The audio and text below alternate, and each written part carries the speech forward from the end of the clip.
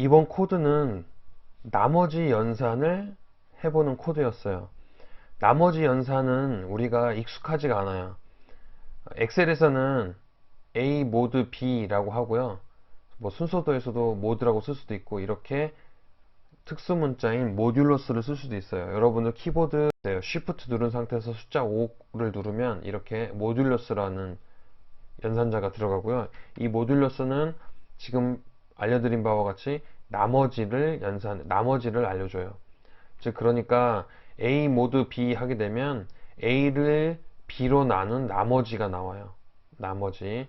자, A 모듈러스 B 해도 A를 B로 나눈 나머지가 되는 거예요. 어려운 말로는 A를 피제수라고 그러고 B를 제수라고 합니다. A 슬러시 B 하게 되면 나누기 연산이죠. 이건 익숙하죠. 몫을 내겠죠. 그런데 이 부분에서도 주의할 게 있어요. 소수점 부분까지 나올 것인지 아니면 정수만 나올 것인지, 이 부분도 시험에 낼 수가 있어요.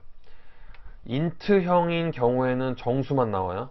자, 만약에 정수 3을 정수 2로 나눴어요. 이 답을 정수형으로 출력하라고 했다면 답은 1.5가 아니라 1이 나옵니다. 0.5는 버리거든요. 트렁케이션 돼요. 이게 바로 정수형 변수가 가진 특징인데, 이런 부분들도 얼마든지 문제화가 될 수 있으니까 이번 코드에서는 나머지 연산도 중요하고요. 나머지 연산과 나누기 연산, 이렇게 두 가지 변수를 한번 찾아봤어요. 문법 두 개만 살펴볼게요. 우리가 프린트F문은 많이 봤어요. 근데 스캔F문은 이번에 처음 보는 거죠. 스캔F든 프린트F든 그 뒤에 붙은 F가 펑션이라고 함수를 뜻하고요. 괄호를 가지고 있으니까 함수죠. 이 함수 두 개는 전부 다 studio.h라고 하는 헤더 파일에 저장이 돼 있어요. 문법을 보면 %t, 즉 정수형으로 A라고 하는 공간에 사용자가 키보드로 친 값을 저장하겠다는 뜻이에요.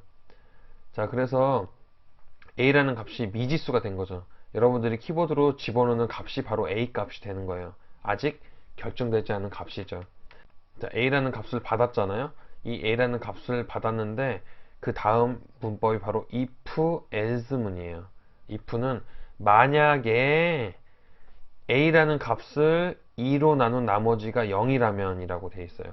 여러분들 어떤 수 n을 2로 나누었어요. 그 나머지를 확인해 봤더니 나머지는 딱 두 종류밖에 없죠. 0 아니면 1이죠. 2 이상의 나머지가 나오지 않으니까요. 0하고 1밖에 안 나오는데, 0일 때는 우리는 통상적으로 짝수라고 하고요. 1일 때는 통상적으로 홀수라고 해요. 그래서 2로 나눈 나머지가 0이면 짝수가 된 거고, 그게 아닌 else, 다른, 즉 그러니까 0이 아닌 나머지가 나온다면 홀수라는 거죠. 근데 0이 아닌 나머지는 1밖에 없으니까 else에서는 1만 나오겠죠. 그래서 홀수예요. 2로 나눈 어떤 숫자가 들어왔는데 그 숫자를 2로 나눠서 나머지가 1이면 홀수잖아요. 자, 그래서 이렇게 문법이 됐고요. 자바 문법 보면요, 이 C 언어하고 자바하고 내용이 같거든요. 동일한 결과를 도출해내는 코드입니다. 자, 봤을 때 스캔F문을 C에서는 아주 간단하게 썼는데, 자바에서는 스캔F문을 쓰기 위해서 이렇게 3개의 명령문이 필요해요. 하지만 똑같아요. 인트형 변수를 A에 저장하는 문법인데 자바가 조금 복잡해요. 자, if하고 else문 똑같죠.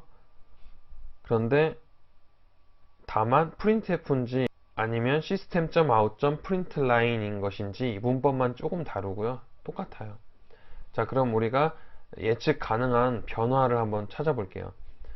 자, A를 2로 나눈 나머지가 0이면 짝수죠. 그러면 A를 2로 나눈 나머지가 1이면 어떻게 돼요? 1이면 이 부분이 1인 거죠. 1이라면 이놈이 홀수고요. 얘가 홀수가 아니고 짝수예요. 순서를 바꿔야 돼요. 이해하셨죠? A를 2로 나눈 나머지가 1이면 홀수, 아니고 0이면 짝수가 되는 거죠. 자, 이 부분도 얼마든지 변화돼서 시험에 나올 수가 있어요. 자, A를 B로 나눈 나머지가 0이라면은 그거는 바로 A가 B의 배수란 뜻입니다. 제가 A, B 자꾸 얘기하니까 이해가 안 되죠.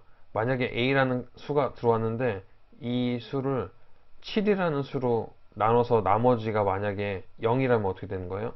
A는 7의 배수죠. 이해되십니까?